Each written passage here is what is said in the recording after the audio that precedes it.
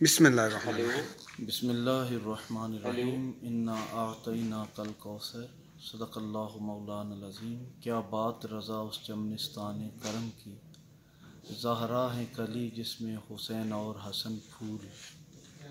میں تمام عالم انسانیت کو امام حسن مجتبیٰ فرزند مولا مرتضیٰ کی ولادت کی مقدس لمحات کی پر مبارکباد پیش کرتا ہوں، اس یقین کے ساتھ کہ جن کی آمد سے مصطفیٰ کریم صلی اللہ علیہ وآلہ وسلم کے چہرے پہ خوشی آئی، جن کی ولادت سے سیدہ خاتون جنت کے چہرے پہ خوشی آئی، جن کی ولادت سے مولا کائنات اور حضرت سیدنا ابو طالب علیہ السلام کے چہروں پہ خوشی آئی۔ اللہ کرے کہ ان کی ولادت کے ان لمحات کو ہم بھی اسی طرح خوشی کے طور پر منائیں کہ ہمارا ایمان خوشی سے جھوم اٹھے کہ مولا کائنات کے فرزند اس کائنات میں تشریف لائے ہیں۔ رسول خدا صلی اللہ علیہ وآلہ وسلم کی امام حسن مجتبیٰ کی ولادت اتنی بڑی خوشی کے طور پر کیوں سامنے آئی؟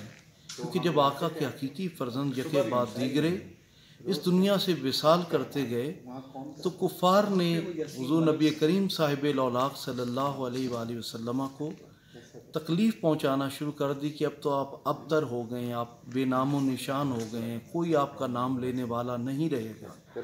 پروردگار عالم نے سب سے پہلے فرمایا انا اعطیناک الکوثر، حبیب ہم نے آپ کو کوثر عطا کر دیا، فصلی لربک وانحر، شکرانے کے طور پر آپ پر اللہ کی بارگاہ میں سجدہ ریز ہوں اور ساتھ میں آپ قربانی ادا کریں، صدقہ کریں، خیرات کریں۔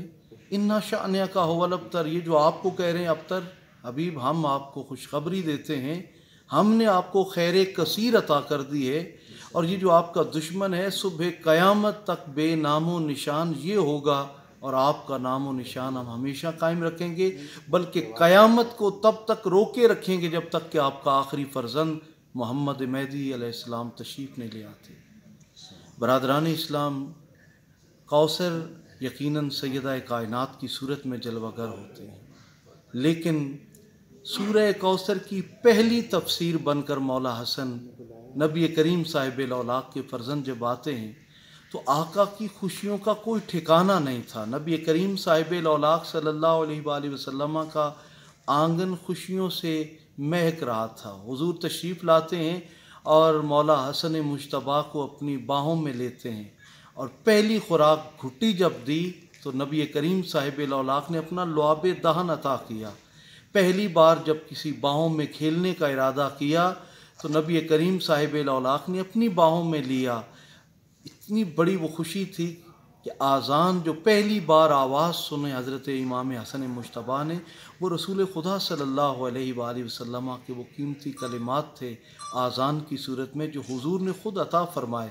نام رکھنے کی باری آئی تو مولا کائنات کی خواہش تھی کہ حرب نام رکھا جائے، چونکہ آپ میدان کارزار کے مجاہد تھے اور آپ کی یہ خواہش تھی، اسی مزاج کے مطابق نبی کریم صاحب الاولاق نے فرمایا کہ میرے بھائی علی آپ کا بڑا احترام، لیکن میری خواہش ہے کہ دیکھیں اللہ تعالیٰ کی کیا منشا ہے، اب مولا حسن کے مقام کو آپ پہچانیے۔